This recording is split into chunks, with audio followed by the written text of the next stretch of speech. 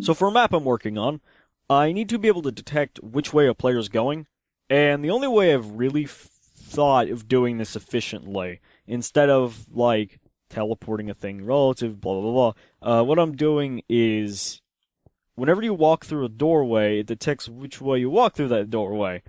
And because the thing that I'm making is modular, I'm just going to have trackers in each one of the modules, and essentially whenever you move any direction, it will track which direction you're moving. And you're probably like, what are you tracking off of? Tracking off air blocks? No.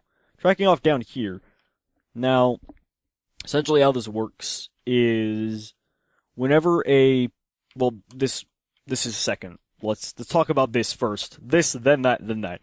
So essentially, whenever you're over a specific stained hardened clay data block, it will detect that, and it will set the go score accordingly. So 1 is 1, 2 is 2, etc., as you can see here. And it sets it to 2.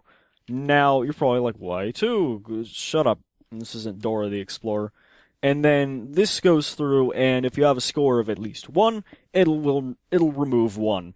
And then, after that, if you are over a white stained clay, it will say, okay, it needs to be set to 0. That's essentially so, like, if you step off of this, it doesn't say that you moved east. It says that you're not moving tiles, you're still in the same area.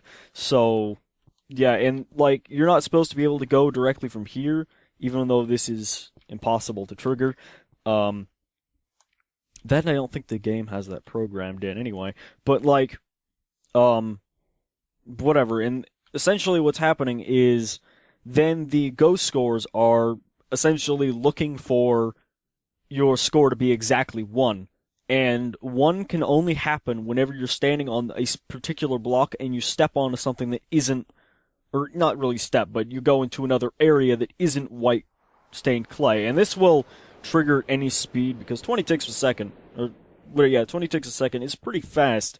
So there's not going to be a time in which you outrun the system, especially because each one of these modules will be 32 by 32. This is a small scale version, to the extreme, but yeah, and there's going to be a bunch of things. Initially what I was doing was I was just detecting relative to entities that I was going to spawn every time I, drop a module in, and the closest entity is where the player sort of is.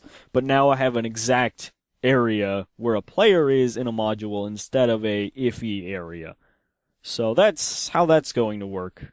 I'll have updates on this map as time goes on, and you're probably, don't worry about this, it's just because there's nothing here to trigger the reset, so it thinks that you're stepping onto a clay block. I was, like, worried about that for a while, I was like, oh, what did I do wrong? And then I realized that there was nothing to trigger it to hit 0. But yeah, that's that. I'll supply updates later on once I have more parts of this made. I have to now begin working on the builders, which is going to be fun. But yeah, thanks for watching. Catch you guys next time.